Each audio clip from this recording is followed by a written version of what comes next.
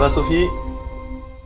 Oui, ça va. Et vous? Ouais, ça va très bien. Tout à l'heure, on parlera de la partie visio. Déjà, je vous donne, si vous avez l'habitude de faire de la visio. Johan, tu fais, toi, des réunions en visio? Oui. Eric, ça t'arrive aussi? Ouais, aussi, ouais. Sophie, des rendez-vous en visio, des réunions en visio? Ouais.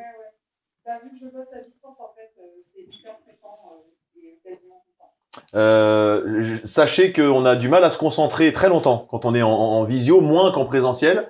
On va dire, la demande de concentration est plus difficile. Les mots de tête arrivent plus vite.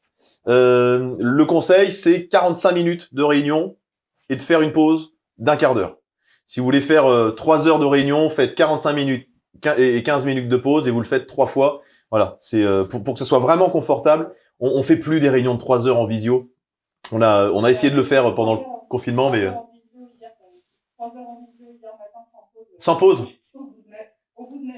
Sans pause, c'est comment dire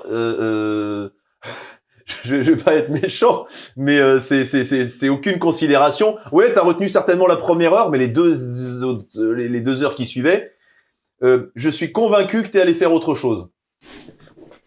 Mais c'est certain. En fait, quand t'es derrière ton écran, t'es obligé d'aller regarder un autre truc à un moment. C'est pas possible, quoi. Moi, je les voyais, elles étaient en train de grignoter, de se servir un truc à boire, machin. Moi, j'étais derrière mon écran. Et j'avais juste envie, c'était d'aller aux toilettes, d'aller me servir un verre d'eau, et t'es coincé derrière ton écran. Bon, je vais aller regarder Twitter.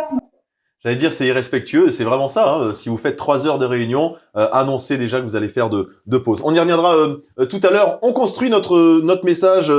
Johan et Eric sont déjà dans la construction. Mon conseil, quand vous construisez, évitez les longues phrases. C'est ce qui se fait souvent dans les conférences de rédaction. Moi, je l'ai observé quand j'étais journaliste. On parle à voix haute. Quand tu écris ton flash info, par exemple, tu parles à voix haute. Bonjour à tous, dans l'actualité aujourd'hui. Pourquoi on parle à voix haute? Pour 2 raisons. D'abord, tu entends les mots de la conversation. Donc, tu mets pas des monobstants ou cependant, des mots que tu n'utilises jamais d'un point de vue conversation.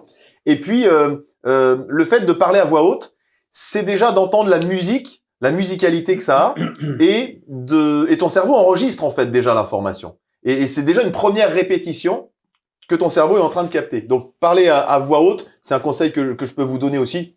Et si vous voulez parler à voix haute, vous avez le droit aussi pendant la construction de votre message. Comment je peux t'aider, Sophie? Est-ce qu'il y a un modèle que tu as envie que j'affiche à nouveau ou que tu préfères suivre? Alors, comme j'hésitais entre le 1 et le 3, je me suis dit que c'était ni l'un ni l'autre. Donc, finalement, j'ai pris le 4 qui était affiché. C'est celui-ci là. J'ajoute une chose, après je vais venir vous aider aussi les garçons, j'ajoute une chose, sentez-vous à l'aise avec ces modèles-là, s'ils ne vous parlent pas du tout, soyez souple aussi, hein, si c'est pas quelque chose qui vous touche, on peut penser à la solution existante, peut-être qu'il n'y a pas de solution existante, vous le rayez. Ma recommandation, c'est commencer plutôt par une accroche, qu'est-ce qui va accrocher votre auditoire? On l'a vu, ça peut être poser une question, un chiffre, une histoire, une anecdote. Voilà, quel est l'élément vraiment le plus accrocheur? Et puis voilà, terminer plutôt par votre expertise. C'est moi en tout cas ma recommandation. Eric, comment est-ce que je peux t'aider? T'es parti sur quoi? Sur le conseil d'administration? Non, je suis parti sur le... L'initiation? Ouais. Ok. Est-ce que tu veux pour la finalité de la formation qu'on retravaille la partie conseil d'administration? Si toi, tu as des éléments avec lesquels... Ouais, le truc, c'est que je n'ai pas d'exemple là ou de matière sur le truc, mais bon, ça me fait écho de toute façon. Ok.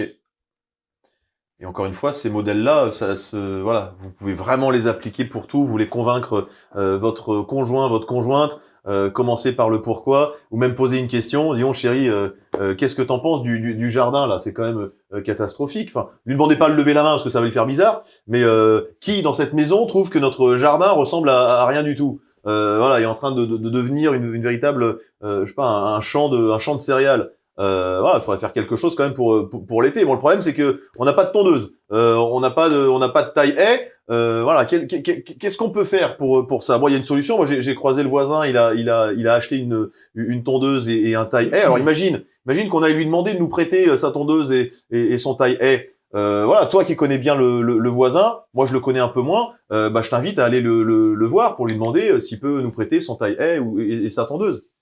T'as déjà un pitch et tu viens de convaincre ton conjoint de récupérer la tondeuse et tu dis ça pour le faire pour le week-end prochain. Voilà. Donc ça peut vraiment vous servir dans la vie de tous les jours.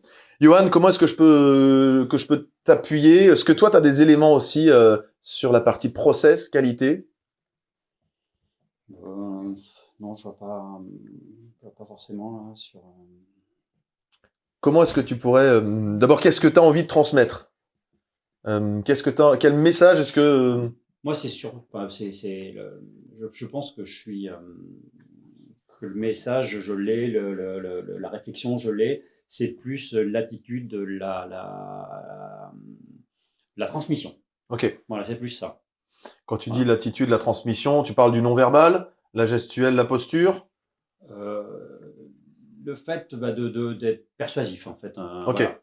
Parce que alors, j'ai pas le même âge qu'Eric et Sophie, je suis un peu plus âgé. Pas une question d'âge, je pense pas que c'est une question non, d'âge. mais tu vas. Non, c'est-à-dire que si tu veux, je suis amené à travailler aussi avec des personnes qui sont plus jeunes que moi, donc qui me reconnaissent en tant qu'expert, tu vois. Tout à ce que fait. je veux dire. Voilà, par l'ancienneté, par le vécu. Voilà, parce que tout ce qu'ils vivent aujourd'hui, je l'ai vécu à un moment donné, donc ils me reconnaissent par rapport à ça, donc ils m'écoutent, mais c'est plus moi et comment je le vis moi. Ouais. Voilà, c'est ça.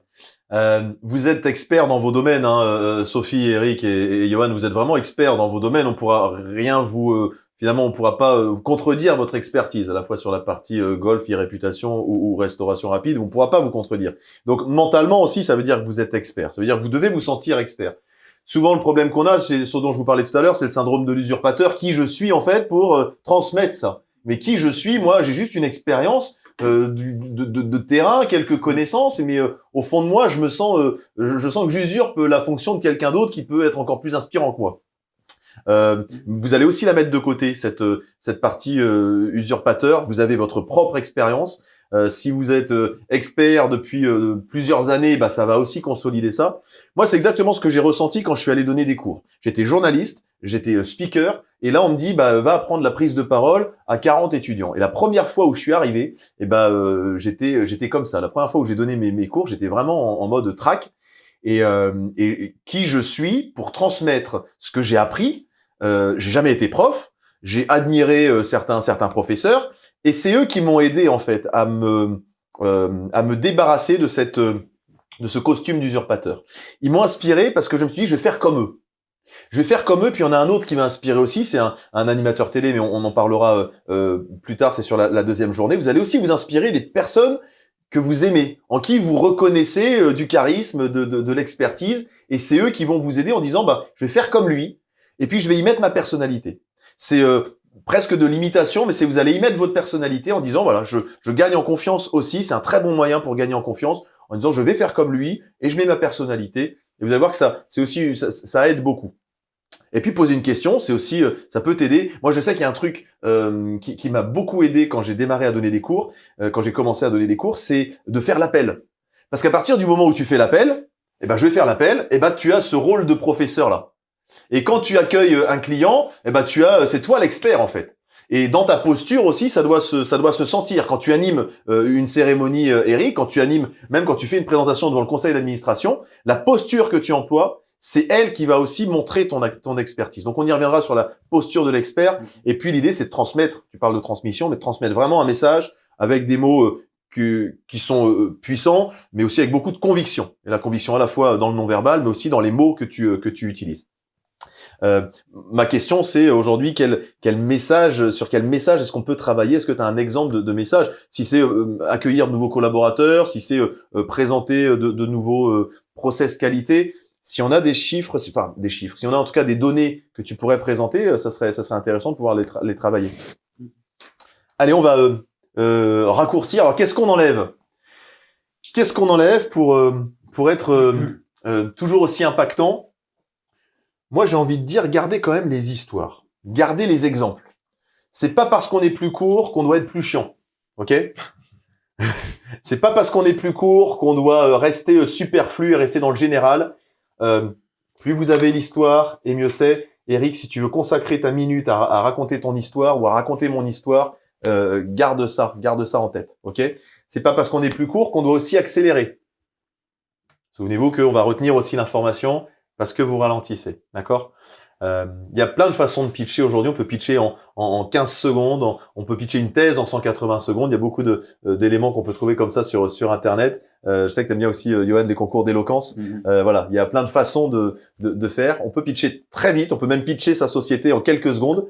C'est ce qu'il faut faire maintenant. C'est ce qu'il faut faire. Les réseaux sociaux, là, c'est juste dingue. Hein. C'est ce qui se passe sur les réseaux sociaux notamment. On parlait c'est marrant ce qu'on disait avec Johan, c'est les premières secondes sont fondamentales.